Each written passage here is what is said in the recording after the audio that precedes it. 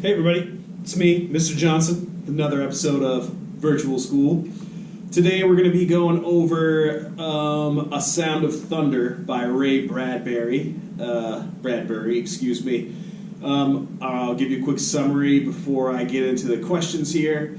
A Sound of Thunder is about time traveling, okay? So they go back in time. A guy signs up to go on a safari. But it's not a regular safari, right?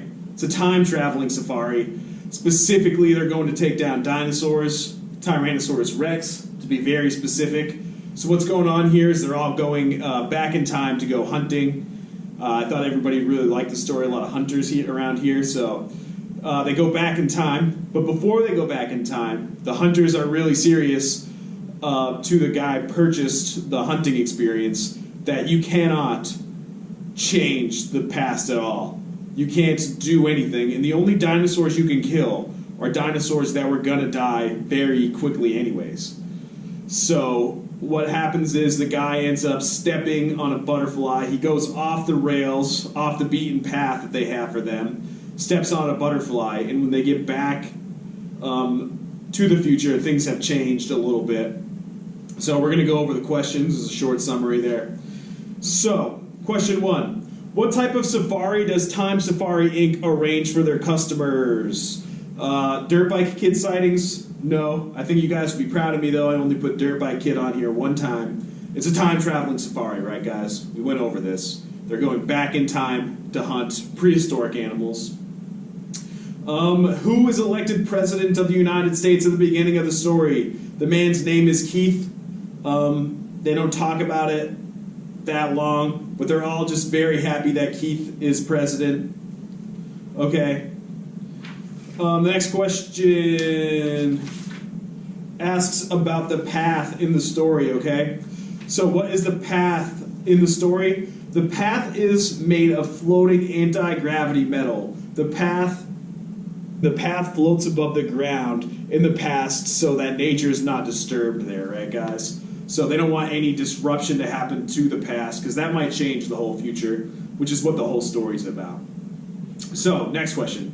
What happens if someone steps off the path?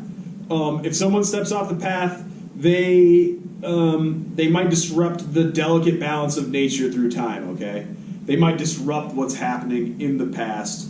It might change the future in a way that they do not like. All right. Why are hunters allowed to hunt dinosaurs with red paint?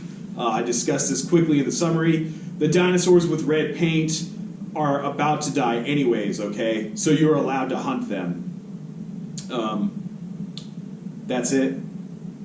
They're about to die. They're marked with red paint, so they can be hunted by hunters. Those are the only dinosaurs you're allowed to hunt, because that's not going to disrupt the space-time continuum.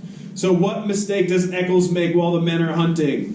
Eccles makes a huge mistake. Eccles walks off the path, okay? You're not supposed to walk off the path. Even the smallest amount of change could change everything that happens, okay? So he walks off the path. What does Eccles have to do as punishment for the mistake?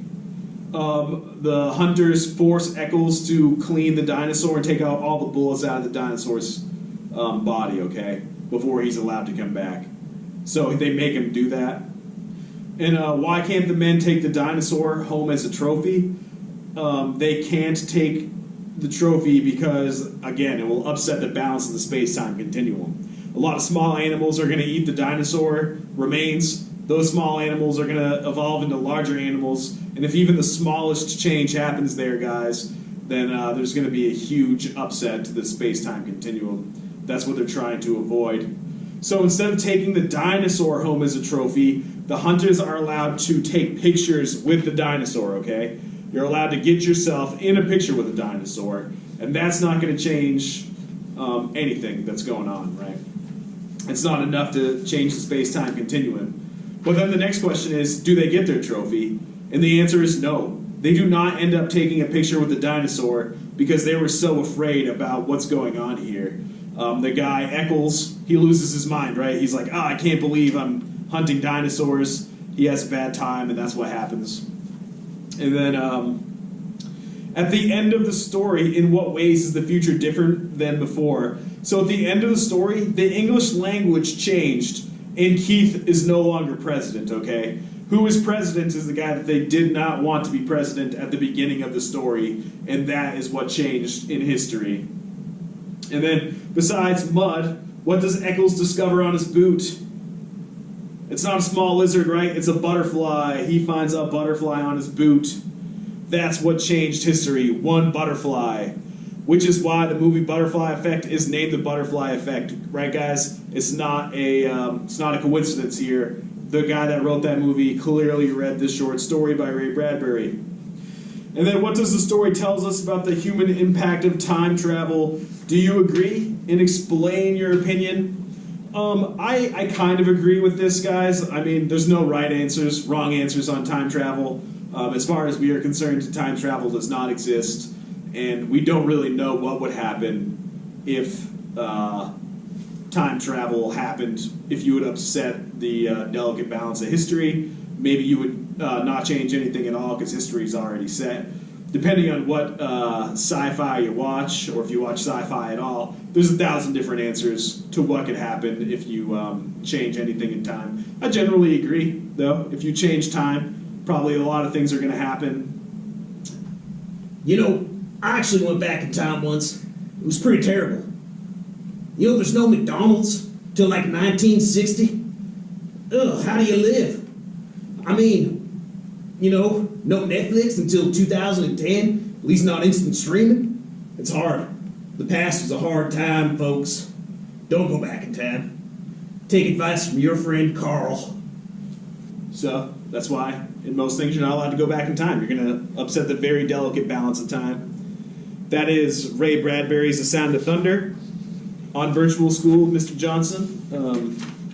I hope the lesson was informative, but really I hope I didn't confuse you even more. Until next time, I'll see you later.